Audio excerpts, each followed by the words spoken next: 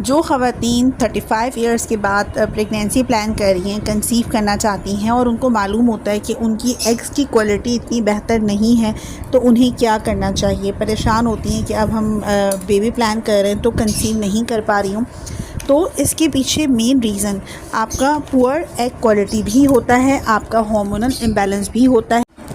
तो आपको कुछ ऐसी डाइट लेनी है जिससे आपकी एग क्वालिटी बेहतर हो सके।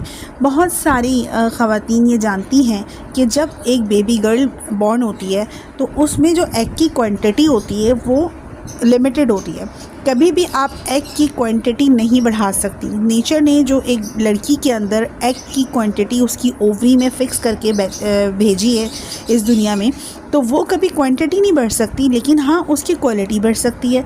क्वालिटी बढ़ाने के लिए आपको ऐसी डाइट लेनी है जो आपकी जो ऑक्सीडेटिव स्ट्रेस है उसको कम कर सके और आपको एंटीऑक्सीडेंट रिच जो प्रॉपर्टीज़ हैं वो आपको दे सके। इसका मतलब है कि आपको जो बुढ़ापे के असरात हैं, ओल्ड एज के असरात हैं, उसको स्टॉप कर सके या उसको स्लो डाउन कर सके। तो इसके लिए आपको जितने भी जंक फूड्स हैं, फास्ट फूड्स हैं, तले हुए मसाले वाले आइटम्स हैं, उससे परहेज़ करना चाहिए। आपको अगर कंसीव करना है तो आप आज से ही फॉलिक एसिड की टैबलेट्स का इस्तेमाल करना शुरू कर दें, क्योंकि फॉलिक एसिड आपके यूट्रस को इस काबिल बनाती है कि वो उसमें जो फीटस है वो होल्ड कर पाए।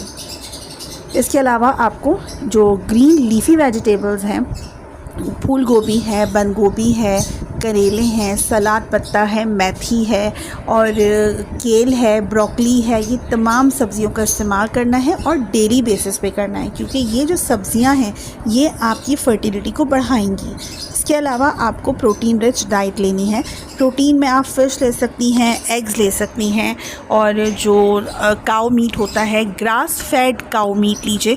और चिकन से आपको कम्प्लीटली कोशिश करें अवॉइड करें, क्योंकि चिकन जो है वो फार्मी होती है और उसमें इतनी अच्छी अमाउंट में प्रोटीन नहीं होता, वो आर्टिफिशियली मेड की जाती है। तो फ़िश है या काऊ मीट है और अंडे हैं, बटर है, इन चीज़ों का इस्तेमाल करना है। लेकिन घर के बने हुए खाने, बाहर के खाने नहीं खाने आपको, क्योंकि उसके अंदर ट्रांस फैटी एसिड्स मौजूद होता है। अगर ऑयल आप चेंज कर लेंगी तो इसके बेनिफिट्स आप ख़ुद देखेंगी। दुनिया भर में जो ऑलिव ऑयल है वो एक कॉस्टली ऑलिव ऑयल कहलाता है। अगर आप ऑलिव ऑयल जो एक्स्ट्रा वर्जन ऑलिव ऑयल है उसका इस्तेमाल नहीं कर सकती तो मस्टर्ड ऑयल सबसे बेस्ट रहता है। मस्टर्ड ऑयल में खाना पकाएं। जो रिफ़ाइंड ऑयल है उसका इस्तेमाल ख़त्म कर दें। जो रिफ़ाइंड शुगर है कम्प्लीटली इसको बंद कर दें।